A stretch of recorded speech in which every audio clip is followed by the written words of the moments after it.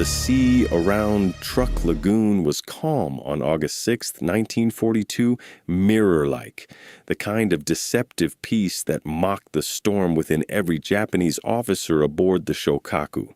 Below deck, in a narrow room suffocating with cigarette smoke and silence, 5 men sat around a table buried beneath maps, fuel reports, and casualty lists.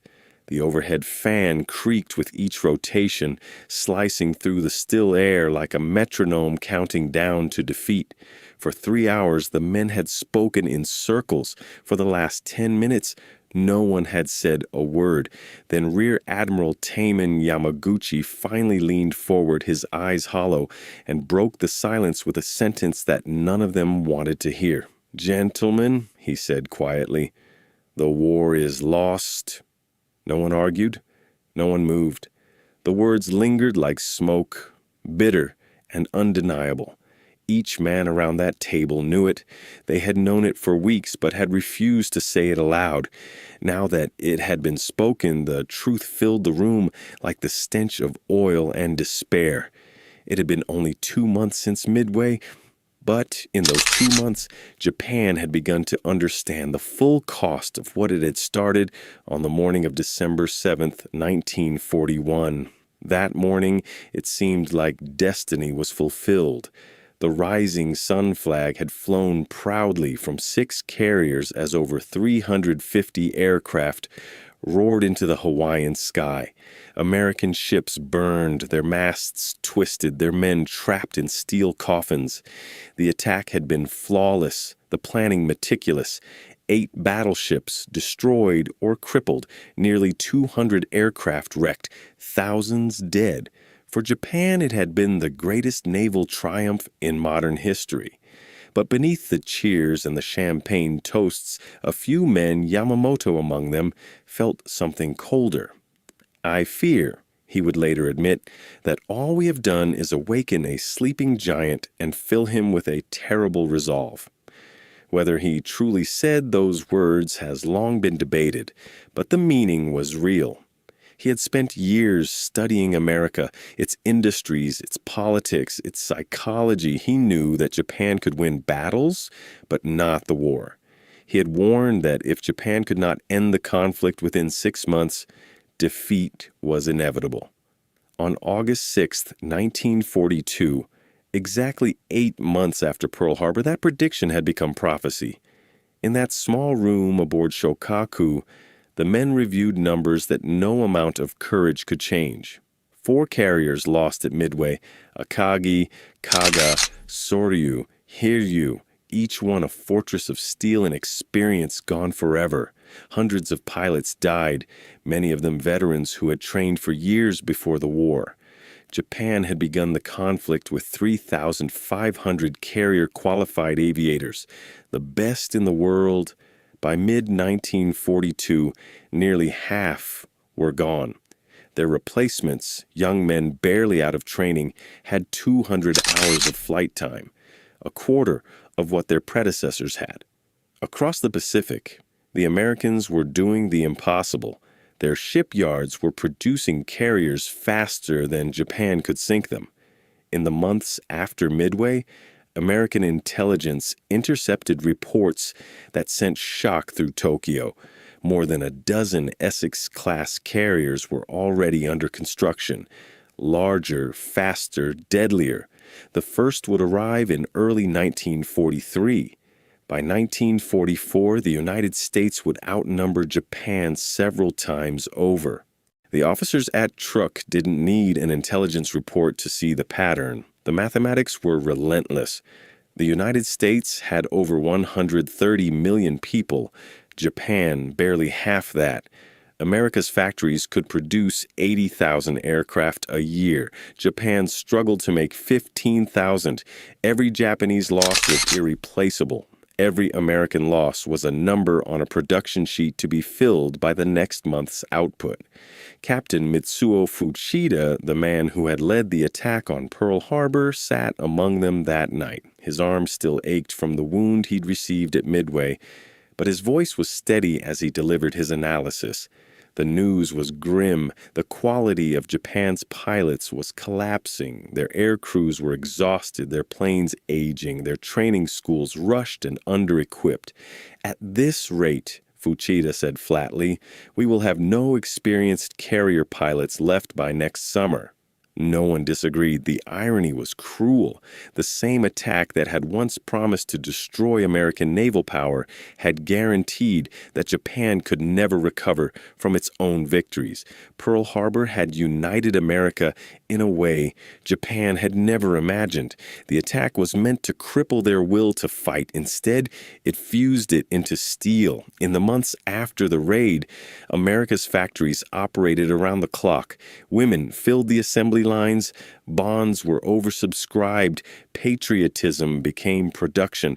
The fuel depots at Pearl Harbor, the ones Japan had left untouched, now fed those same ships and carriers that returned to fight. The submarine base that Nagumo had ignored became the staging ground for the very vessels now cutting Japan's supply lines to pieces. It was as if every oversight at Pearl Harbor had returned, magnified, to haunt them.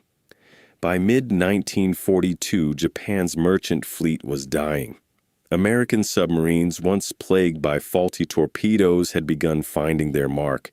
Tankers, freighters, transports, all vanished into the deep. The numbers were devastating. In January, 15 ships lost. By June, 30. By August, over 40 a month. The nation's arteries were being severed one by one. Japan could capture oil in the Dutch East Indies, but couldn't bring it home. They had the fields, but not the fuel. In another part of the ship, an aide tallied up the latest oil shipment numbers. They were down to half of what they had been at the start of the year. Yamamoto had built his war strategy around securing oil, but now, even with the fields in hand, Japan was running dry. Without oil, planes couldn't fly, ships couldn't sail, and armies couldn't move. The empire was choking on the very victory it had sought to secure. The room fell quiet again when one officer dared to suggest peace, a negotiated settlement perhaps if Japan offered to withdraw from some occupied territories. The laughter that followed wasn't cruel. It was hopeless. They all knew the truth. After Pearl Harbor, there could be no peace. The Americans had made that clear. The day of infamy had burned itself into their national soul. Roosevelt had promised unconditional surrender. And after the Bataan Death March, after the stories of prisoners beaten, starved, executed, America's fury had hardened beyond reason. The Admirals didn't need an intelligence summary to understand that. They had seen the enemy's resolve firsthand. The Doolittle raid months earlier had been proof enough. 16 American bombers, led by Lieutenant Colonel James Doolittle, had taken off from the carrier Hornet and struck Tokyo itself.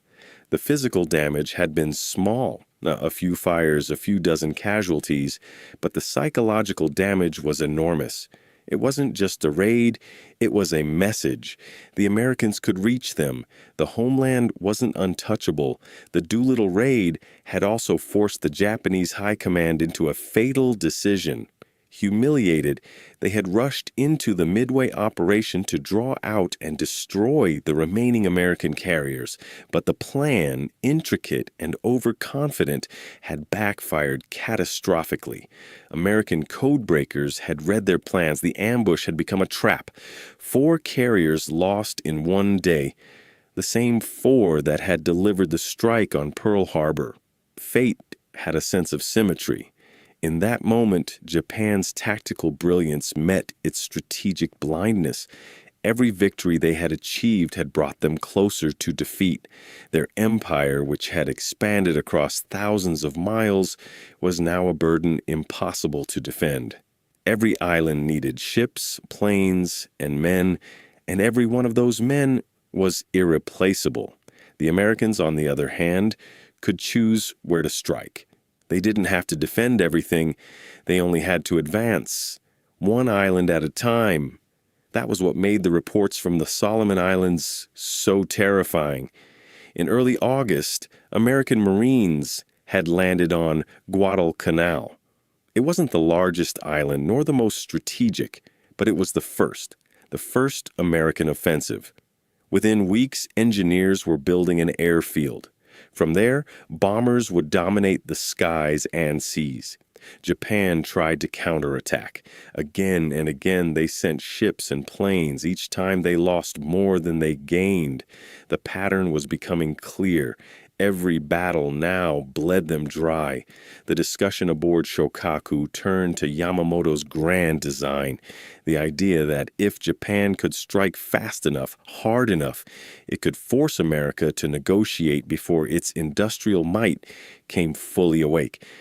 But that premise had already died at Pearl Harbor. The attack that was supposed to buy time had done the opposite. It had brought rage. The Americans had transformed that rage into machinery, into carriers, tanks, and bombers. By 1942, Detroit's car factories were turning out aircraft engines. Steel from Pennsylvania became warships in San Francisco. Every rivet was revenge. What Japan had failed to understand wasn't tactics or technology. It was psychology. The men who had planned Pearl Harbor believed Americans were soft, that they wouldn't stomach a long, bloody war. They believed democracy was weak, that material comfort had made the nation cowardly. Pearl Harbor was meant to shock them into surrender. Instead, it welded them into something unstoppable.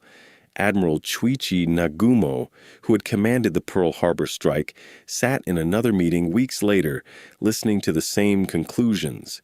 His hands trembled as he reviewed his own after-action report from December 1941. The plan had called for 2 attack waves. He had canceled the third, fearing American counterattack and wanting to preserve his forces. That third wave would have destroyed Pearl Harbor's fuel depots, repair yards, and submarine base, the very facilities that now sustained America's Pacific operations. In hindsight, that decision haunted him. 6 months' delay in American recovery might have changed everything, or at least delayed the inevitable. But even Nagumo knew that it would not have changed the outcome. America's industrial capacity was simply too vast. Japan's entire economy was the size of one American state. It had no oil, no steel, no capacity for replacement. Every ship that sank, every pilot that fell was a piece of the empire gone forever. By the time the meeting on Shokaku ended, the officers weren't strategizing anymore. They were mourning for their men, for their country, for the illusion they had once believed. Yamaguchi rose slowly, his uniform heavy with sweat and smoke. "We won at Pearl Harbor," he said quietly, "and in doing so, we lost everything." No one replied. They simply stood, saluted, and filed out one by one, back to their stations, back to their duties, back to a war they now knew could not be won. Above them, the Pacific rolled endlessly, its surface calm and uncaring. Somewhere beyond the horizon, American shipyards hammered steel into the hulls of new carriers. Somewhere in California, a young woman tightened the bolts on a B-17 bomber. Somewhere in Kansas, a boy too young to shave was learning to fly. The sleeping giant that Yamamoto had feared was not only awake, it was marching. Japan had dreamed of an empire. Instead, it had built its own ruin. The flames that had risen from Pearl Harbor were now reflected in the cities that would one day burn under American bombs. Tokyo, Osaka, Hiroshima. The circle was closing. On August 6, 1942, as the Shokaku floated in the still waters of Truk, the men who had begun that fire finally saw what it would consume. They had bombed Pearl Harbor to destroy America's will, but what they had really done was forge it. And as the giant they had awakened began to move across the Pacific, Japan could only watch and regret. When the Japanese High Command finally understood American power, they did not speak in the language of warriors, but of men staring into the abyss of their own illusions.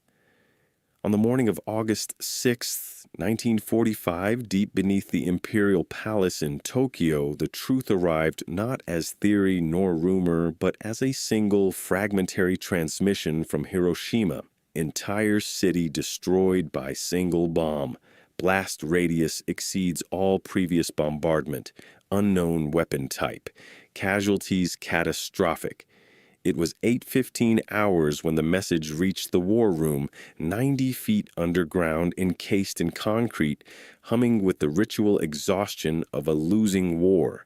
Field Marshal Shinroku Hata's daily intelligence briefings had long since become exercises in controlled despair. But this transmission shattered 3 years of comforting lies.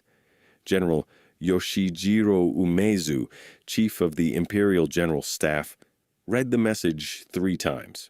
His first assumption was rational within the universe Japan had constructed for itself, that the Americans had launched an enormous conventional bombing raid, perhaps 500 aircraft at once. That was the only way Hiroshima, a city of 350,000 souls spread over 27 square miles, could simply vanish, yet within hours, additional reports made that assumption impossible. Radar had tracked only 3 B-29s. Weather reconnaissance confirmed the same: 3 aircraft, not 300.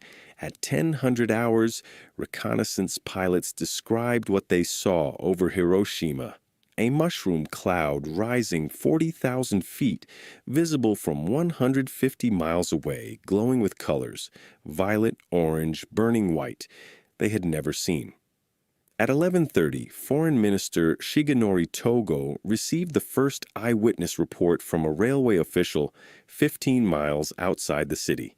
A flash brighter than 1,000 suns, a pressure wave that derailed trains, and then the sight of an entire city simply gone. By 1400, the Supreme War Council, Japan's 6 most powerful men, met in stunned silence.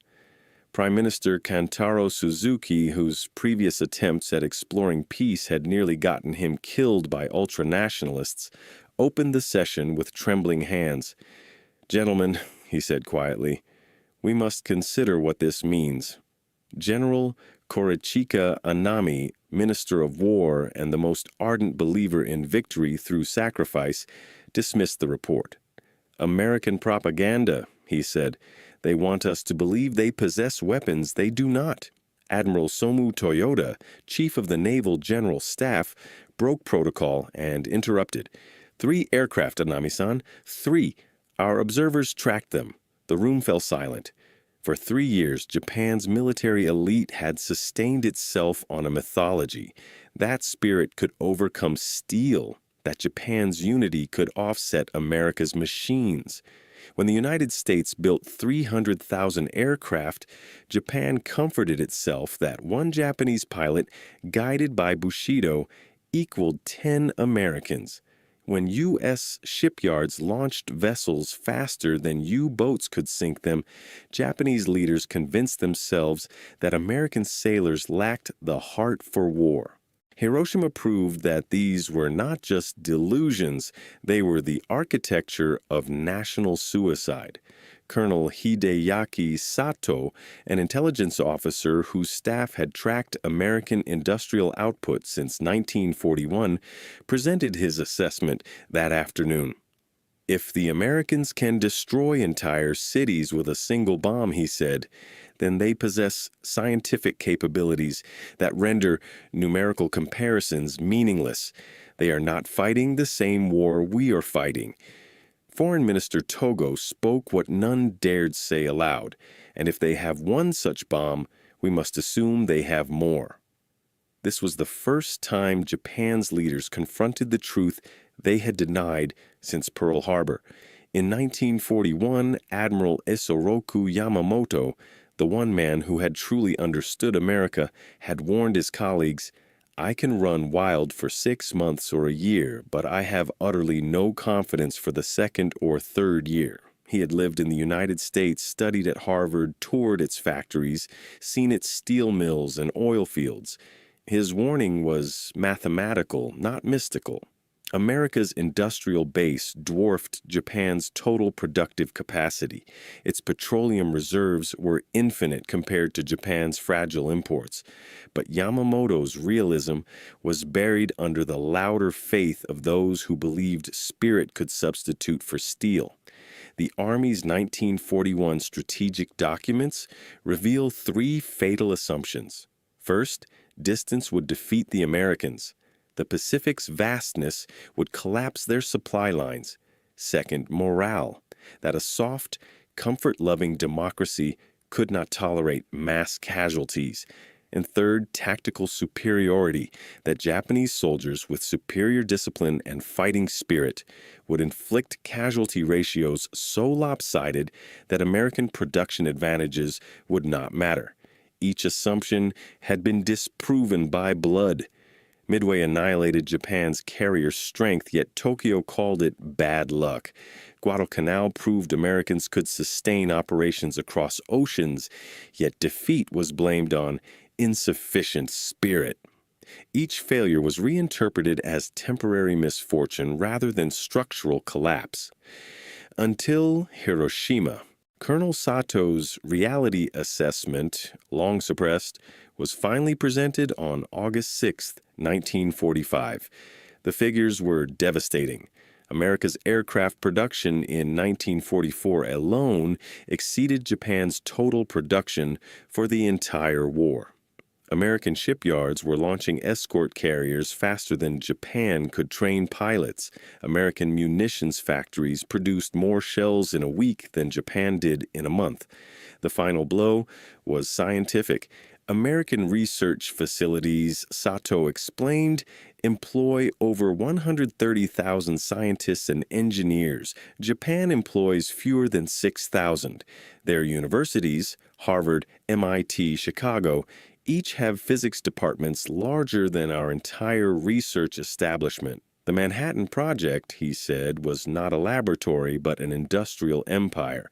3 secret cities consuming more electricity than Tokyo. It cost $2 billion, more than Japan's total 1944 war budget. The conclusion was inescapable. Japan had been fighting a civilization that operated on another technological plane. Togo asked the question that would haunt Japan's post-war historians. How could we not know? Sato's reply was simple. We knew, but we chose not to believe. Every report that showed American strength was dismissed as defeatism. Knowing would have meant admitting that we could not win. Admiral Toyota summarized what the entire room now understood. The Americans fought this war with one hand tied behind their back, he said. They fought Germany and Japan simultaneously, built more ships and planes than we thought possible, and still developed weapons beyond imagination. They did not merely outfight us, they out-civilized us for years. Japanese propaganda had insisted that Americans were materialists, decadent, disunited, addicted to comfort. Hiroshima exposed the opposite, a society whose wealth, science, and democratic collaboration had created a machine of war that no authoritarian state could match. As Cabinet Secretary Hisatsune Sakomizu recorded that night, "We have been fighting an enemy we never understood. We assumed their limits were our limits. Hiroshima proves we fought blind." By August 7th, reconnaissance photos confirmed the incomprehensible. Hiroshima's center, 4 square miles, was leveled to bare earth. Structures had not merely collapsed, they had vaporized. Nothing within a mile of ground zero remained. For comparison, the firebombing of Tokyo that March had required 334 bombers, dropping 1,665 tons of incendiaries. Hiroshima had been obliterated by a single bomb from a single aircraft in a single instant.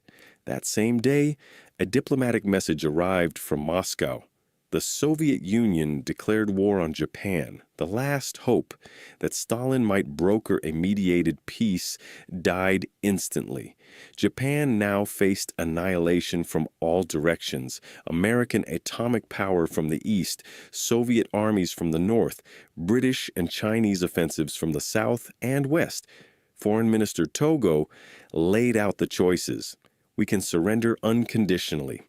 We can fight until every city is destroyed by atomic weapons. Or we can fight until invasion erases Japan from existence. There are no other options. At 11:02 on August 9th, Nagasaki vanished. The second transmission was shorter than Hiroshima's. City destroyed. Casualties catastrophic silence. The Supreme War Council met that afternoon. The mood was no longer disbelief, but hollow acceptance. Admiral Mitsumasa Yonai, Minister of the Navy, spoke first. The Americans can destroy our cities at will. We cannot detect or intercept their aircraft. Our defenses are meaningless. Civil defense is meaningless. They can erase Japan city by city without ever landing. General Umezu added grimly, "The atomic bomb makes our strategy obsolete. We prepared to fight to the last citizen, but if they can annihilate cities without invasion, resistance is not bravery, it is extinction." Intelligence estimates suggested America might already possess several more atomic bombs with capacity to produce many more. Even if that was wrong, even if they had just one left, the meaning was unchanged. Continued resistance was suicide. That night, Emperor Hirohito spoke privately to his ministers. "The unendurable must be endured," he said. "The atomic bombs have demonstrated that continued resistance will result in the annihilation of the Japanese people. We must accept the terms that preserve the nation, even if they are painful beyond measure." On August 10th, Japan sent a surrender offer through Switzerland, conditional upon preservation of the emperor's sovereignty. The American reply was deliberately vague. The emperor would remain, but under the authority of the supreme commander for the Allied powers. Hardliners like Einami rejected even this ambiguity. Their reasoning was no longer strategic, but spiritual. Better national death than submission. By August 15th, the emperor's recorded address ended the war. His calm voice, broadcast to a shattered nation, invoked the same phrase, "to endure the unendurable." What followed was not simply surrender, but revelation. The months that came after the war forced Japanese leaders to see, often with horror, the full scale of what they had faced. When Foreign Minister Mamoru Shigemitsu boarded the USS Missouri on September 2, 1945, to sign the instrument of surrender, he looked out over Tokyo Bay filled with American ships as far as the eye could see. Hundreds of warships, thousands of aircraft overhead, yet this represented only a portion of America's deployed forces. He recorded in his diary, "They didn't display power through threats, but through presence. This armada exceeds everything Japan possessed, even at its peak." General Umezu, standing beside him, reflected that the Missouri herself symbolized everything Japan had misunderstood. The ship had been constructed in less time than it had taken Japan to plan the attack on Pearl Harbor. America had built dozens like her while fighting across 2 oceans and developing atomic weapons. "We prepared for war for 10 years, Umezu wrote later. "They prepared for 15 months and buried us." As American occupation forces arrived, the scale of American logistics stunned even the most cynical Japanese officers. A single U.S. infantry division possessed more trucks than the entire Imperial Army. Its soldiers ate fresh food delivered daily by fleets of supply ships. Its field hospitals could perform surgeries that Japanese doctors had considered impossible. The Americans operated on a level of industrial abundance that defied imagination. Colonel Sato, compiling his final intelligence summary, later titled "Why We Lost," put the matter plainly. We lost the war in December 1941 when we attacked an enemy we did not understand. Every battle since was the working out of inevitable mathematics. Their industrial capacity exceeded ours by factors of 10 to 20 in every field. Their scientific establishment was larger than our educated class. Their resources were infinite. We fought believing spirit could overcome material. We were wrong. The occupation authorities confirmed Sato's grim arithmetic. During the war, the United States produced 88,410 tanks, 257,000 artillery pieces, 2.4 million trucks, 17 million rifles, and 41 billion rounds of ammunition, all while maintaining civilian living standards higher than Japan's in peacetime. Former Prime Minister Suzuki, interviewed by occupation historians, articulated what Japan had finally learned. We thought we fought a nation of merchants, soft, indulgent, unwilling to sacrifice. We were catastrophically wrong. We fought the most productive civilization in history, one that could sustain luxury and total war simultaneously. They did not choose between butter and guns. They produced both. When the details of the Manhattan Project emerged, humiliation deepened into awe. The project had employed 130,000 workers, consumed more electricity than major cities, and cost $2 billion, an amount greater than Japan's entire annual military expenditure. The weapon was not just a bomb, it was a symbol of an entirely different kind of state, one where democracy, science, and industry could combine into a machine of progress and destruction beyond imperial comprehension. Admiral Toyota summarized it in his 1946 reflection. We began the war believing American democracy made them weak, that their diversity made them divided, that their wealth made them soft. We ended the war realizing that democracy enabled innovation, diversity provided genius, and wealth funded power we could not match. Every assumption we held was precisely backward. Under occupation supervision, Japanese historians began cataloging the systemic blindness that had doomed their empire. Intelligence reports warning of America's production rates had been labeled defeatist. Data about American scientific research had been censored as harmful to morale. Any officer who spoke truth risked accusations of treason. Optimism became policy. Realism became sedition. The result was an empire that had insulated itself from reality. As one historian wrote later, Japan did not lose the war in combat. It lost it in conference rooms where truth was reclassified as weakness. As American occupation forces arrived, the scale of American logistics stunned even the most cynical Japanese officers. A single U.S. infantry division possessed more trucks than the entire Imperial Army. Its soldiers ate fresh food delivered daily by fleets of supply ships. Its field hospitals could perform surgeries that Japanese doctors had considered impossible. The Americans operated on a level of industrial abundance that defied imagination. Colonel Sato, compiling his final intelligence summary, later titled Why We Lost, put the matter plainly. We lost the war in December 1941 when we attacked an enemy we did not understand. Every battle since was the working out of inevitable mathematics. Their industrial capacity exceeded ours by factors of 10 to 20 in every field. Their scientific establishment was larger than our educated class. Their resources were infinite.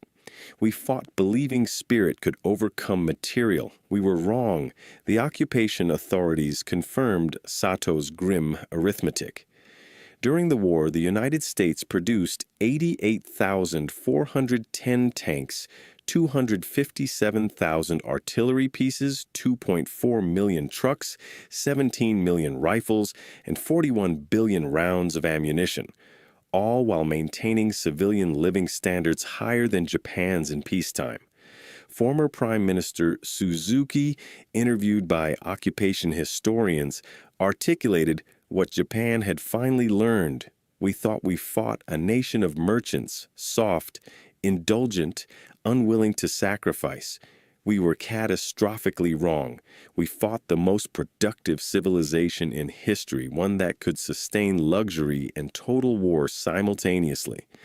They did not choose between butter and guns. They produced both. When the details of the Manhattan Project emerged, humiliation deepened into awe. The project had employed 130,000 workers, consumed more electricity than major cities, and cost $2 billion, an amount greater than Japan's entire annual military expenditure. The weapon was not just a bomb, it was a symbol of an entirely different kind of state, one where democracy, science, and industry could combine into a machine of progress and destruction beyond imperial comprehension. Admiral Toyota summarized it in his 1946 reflection. We began the war believing American democracy made them weak, that their diversity made them divided, that their wealth made them soft. We ended the war realizing that democracy enabled innovation, diversity provided genius, and wealth funded power we could not match. Every assumption we held was precisely backward. Under occupation supervision, Japanese historians began cataloging the systemic blindness that had doomed their empire. Intelligence reports warning of America's production rates had been labeled defeatist. Data about American scientific research had been censored as harmful to morale. Any officer who spoke truth risked accusations of treason. Optimism became policy. Realism became sedition. The result was an empire that had insulated itself from reality.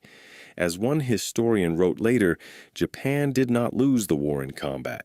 It lost it in conference rooms where truth was reclassified as weakness. By 1947, during post-war interviews with occupation historians, surviving generals articulated what they had refused to see in 1941.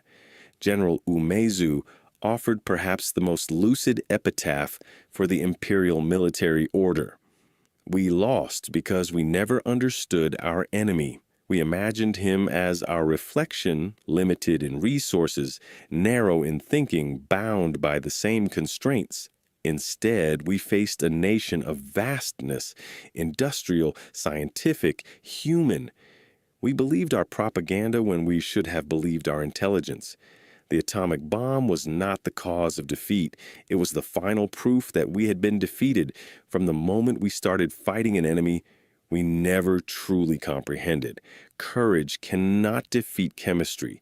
Spirit cannot overcome steel. Determination means nothing when the enemy possesses both determination and 10 times your capacity to give it form. That, ultimately, is what the Japanese High Command said when they finally understood American power, not in words of surrender alone, but in the silence that followed realization. Hiroshima and Nagasaki were not simply destroyed cities, they were the graves of an entire worldview. The generals who once believed that will could substitute for industry came to understand that they had not been defeated by stronger soldiers, but by a civilization that had mastered the full potential of science, democracy, and scale. On August 6, 1945, in a bunker beneath Tokyo, they looked into the mirror of Hiroshima's light and saw the reflection of their own delusion. The empire had believed it was fighting men. In truth, it had been fighting modernity itself, and modernity had won. December 7th, 1941. A Sunday morning that began like any other in the Hawaiian Islands.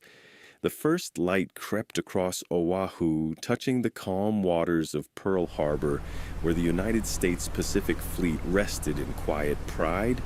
Sailors prepared for breakfast, officers read their morning papers, and a band was rehearsing for the flag-raising ceremony. No one imagined that within moments the calm would be shattered and the world would be thrust into a storm of war. At 7:55 a.m., The sound of aircraft engines ripped through the sky. More than 350 Japanese planes appeared above the island, launched from 6 carriers far out in the Pacific. Within seconds, torpedoes sliced through the harbor waters, and bombs screamed down from the clouds. The battleship Arizona exploded in a single blinding flash, splitting in two and sinking within minutes. The Oklahoma rolled over after being struck by multiple torpedoes, trapping hundreds of sailors inside. Ships burned from bow to stern, and oil fires turned the sea into a black inferno. The attack was swift, ruthless, and total. By the time the last plane vanished at 9:45 a.m., Pearl Harbor was unrecognizable. 8 battleships were damaged or destroyed, nearly 200 aircraft were lost on the ground, and over 2,400 Americans lay dead. It was the most devastating foreign assault ever carried out on American soil. The harbor that once symbolized safety had become a graveyard, but in the ashes of that morning, a new force was born, one that would change the course of World War II and the fate of nations. For Japan, the plan had been bold. Years of rising tension had pushed it toward war. The empire's armies had conquered much of China and moved into Southeast Asia in search of resources and power. When the United States responded by cutting off Japan's oil supply, Japan's leaders saw only one path forward: seize what they needed by force and neutralize the one power capable of stopping them. The architect of this plan, Admiral Isoroku Yamamoto, knew the danger. He had studied in America and understood its vast industrial strength. "I fear," he warned, "that all we have done is awaken a sleeping giant and fill him with a terrible resolve." He was right. News of the attack spread across the world within hours. In Washington, President Franklin D. Roosevelt received the first reports with disbelief and fury. Japan's ambassadors had still been discussing peace even as their aircraft struck Hawaii. The next day, Roosevelt addressed Congress in a speech that echoed through history. Yesterday, December 7th, 1941, a date which will live in infamy, the United States of America was suddenly and deliberately attacked. His words unified a divided nation. Isolation ended in an instant. Congress voted for war with only one dissenting vote, and America entered World War II with a determination unlike anything the world had ever seen. Factories that had been building cars and radios began producing tanks, planes, and ammunition. Millions of men enlisted. Women joined the workforce in record numbers, building the weapons and machines that would carry the Allies to victory. The sleeping giant had awakened, and its power began to roll across oceans and continents.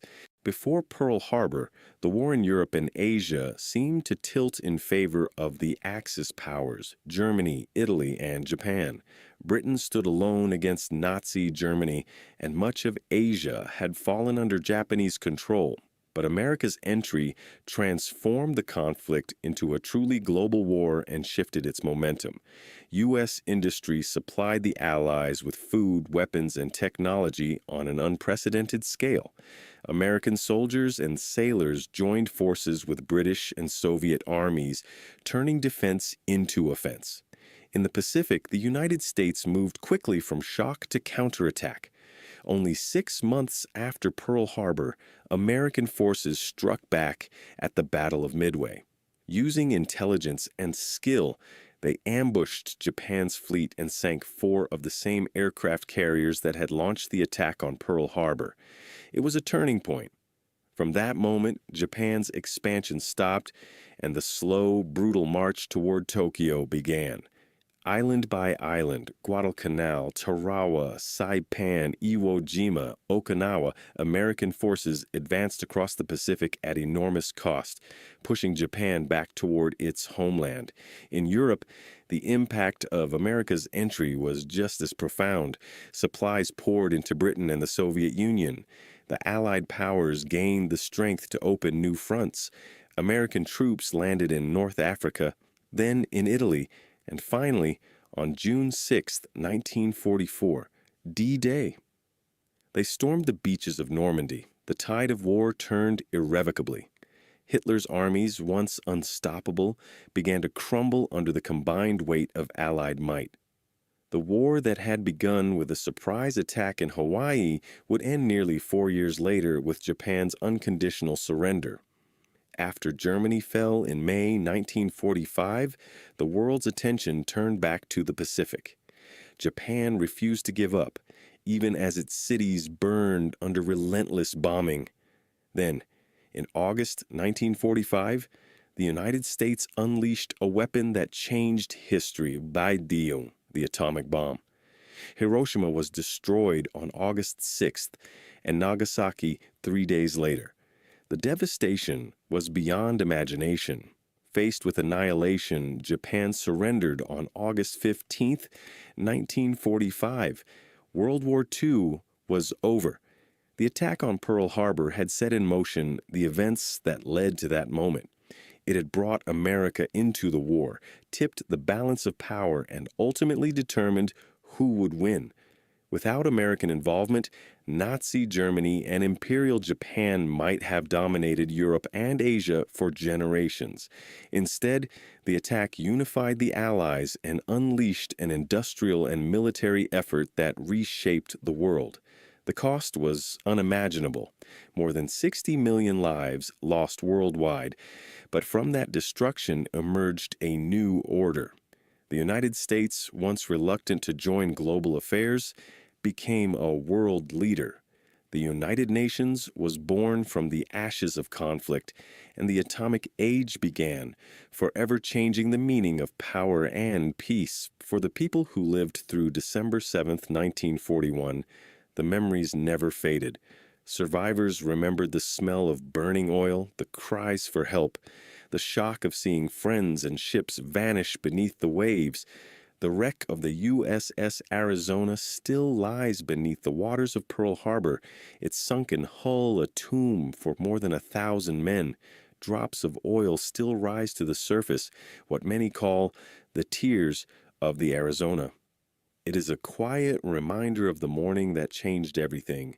When Japan attacked Pearl Harbor, it believed it could cripple America long enough to secure its empire. Instead, it awakened a nation whose unity, determination, and resources would prove decisive. The attack meant to paralyze became the spark that ignited victory. The world that emerged after World War II was new, shaped by lessons born in fire. The United States and its allies rebuilt Europe and Japan, turning enemies into partners. Technology advanced at a pace never seen before, and the world entered an era defined by both hope and fear. Yet every December 7th, the story returns to that peaceful harbor in Hawaii, to the sound of distant engines and the moment when history turned. It is the story of how a single morning's violence reshaped the destiny of nations, how an empire's ambition led to its downfall, how the sleeping giant awoke and helped bring freedom to millions, and how, from the ashes of war, a new world rose, scarred but stronger, reminded that peace, once lost, must always be guarded.